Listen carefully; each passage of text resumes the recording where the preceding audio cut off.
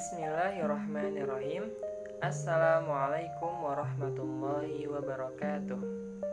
Perkenalkan, nama saya Rafif Rabbani, mahasiswa jurusan Pendidikan Agama Islam, Fakultas Ilmu Tarbiyah dan Keguruan, UIN Syarif Hidayatullah, Jakarta. Pada kesempatan kali ini, saya akan membahas berkaitan tentang materi asas-asas bimbingan dan konseling. Video ini dibuat untuk memenuhi tugas mata kuliah bimbingan dan konseling yang diampu oleh Ibu Dr. Erba Rozalina Yulianti, MAG. Baiklah, kita mulai pembahasan kita berkaitan tentang materi asas-asas bimbingan dan konseling.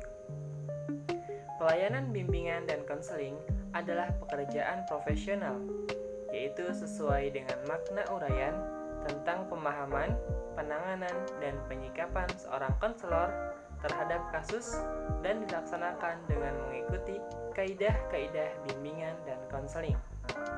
Hal ini dapat kita artikan bahwa asas-asas bimbingan dan konseling adalah landasan dasar atau pijakan bagi seorang konselor untuk melaksanakan kegiatan bimbingan dan konseling terhadap kliennya.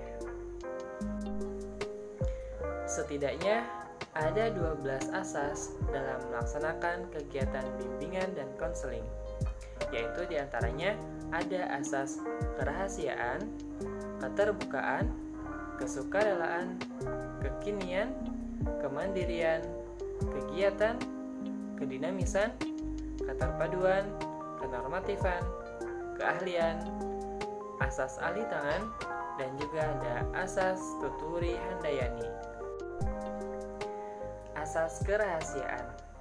Asas kerahasiaan maksudnya adalah segala sesuatu yang disampaikan atau diberitakan oleh klien kepada konselor tidak boleh diceritakan kepada orang lain.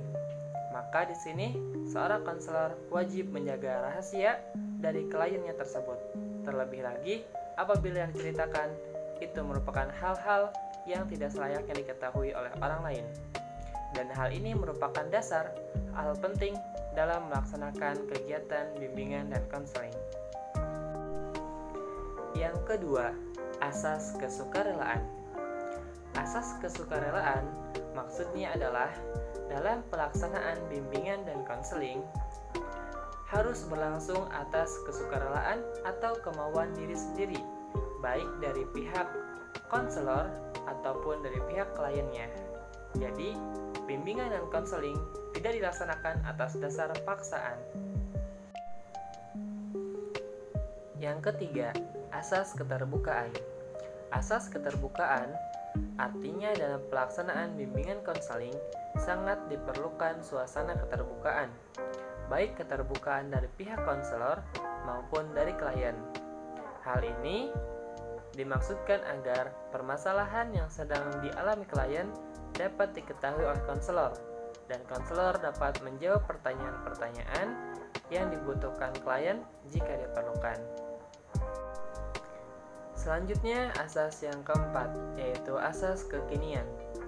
Asas kekinian yang dimaksud adalah masalah atau persoalan yang ditanggulangi adalah masalah-masalah yang saat ini sedang dirasakan, bukan masalah-masalah yang sudah lampau, dan juga bukan masalah yang mungkin akan dialami di masa yang akan datang.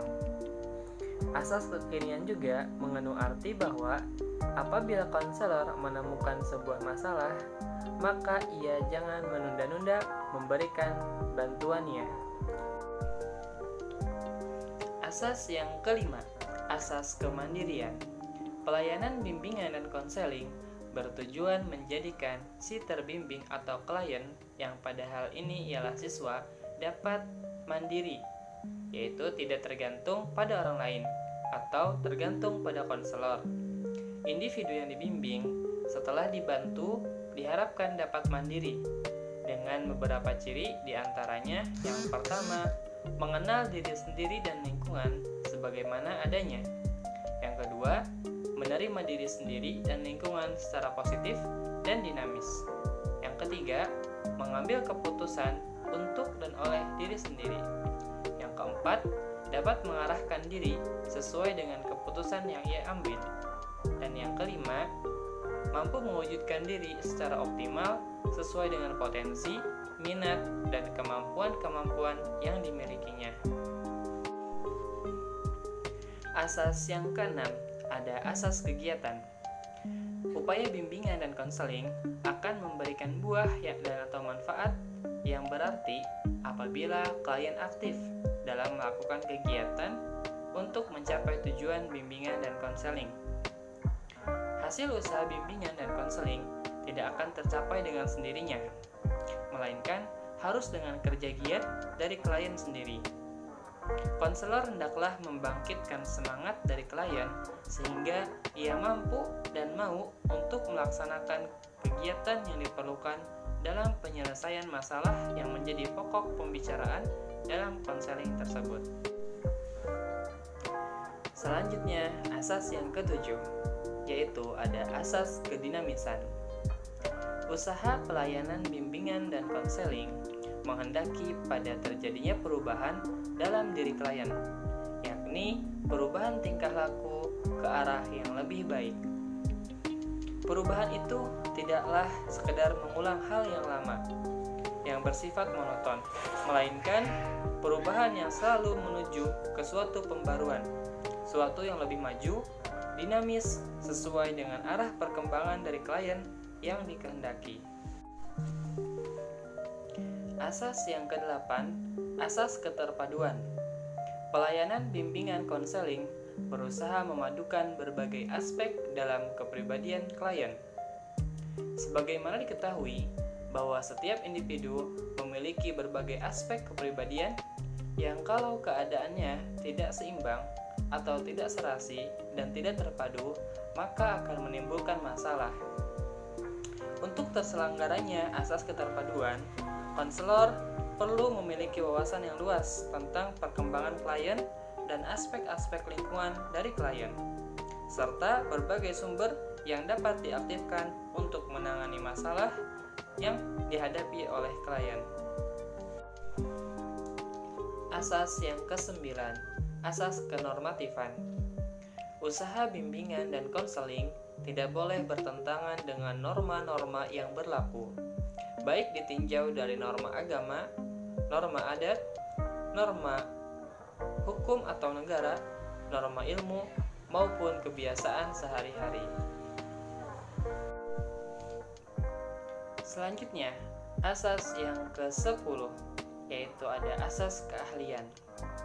Usaha bimbingan dan konseling perlu dilakukan dengan asas keahlian secara teratur dan sistematik, dengan menggunakan prosedur, teknik dan alat, atau instrumen bimbingan dan konseling yang memadai.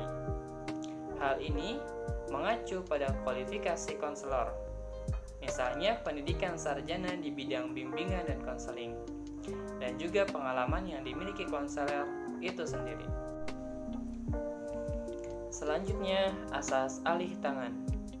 Jika konselor sudah mengerahkan segenap kemampuannya untuk membantu individu atau konseli, namun individu tersebut belum dapat terbantu sebagaimana yang diharapkan, maka konselor dapat mengirim individu tersebut kepada petugas atau badan yang lebih ahli. Selanjutnya, asas yang ke-12, yaitu asas Tutwuri Handayani. Asas Tutwuri Handayani bisa diartikan bahwa seorang konselor memberikan arahan, dukungan, motivasi, dan menyemangati klien dari belakang. Hal ini menunjuk pada suasana umum yang hendaknya tercipta dalam rangka hubungan keseluruhan antara konselor dan klien. Lebih-lebih lagi di lingkungan sekolah, asas ini semakin dirasakan keperluannya dan bahkan perlu dilengkapi dengan ing ngarso sung tulodo, ing madyo mangunkarso. Demikianlah pembahasan kita pada kesempatan kali ini berkaitan tentang asas-asas dalam bimbingan dan konseling. Terima kasih telah menyaksikan video ini, semoga bermanfaat. Mohon maaf atas segala kekurangannya. Sampai berjumpa lagi di video berikutnya. Wassalamualaikum warahmatullahi wabarakatuh.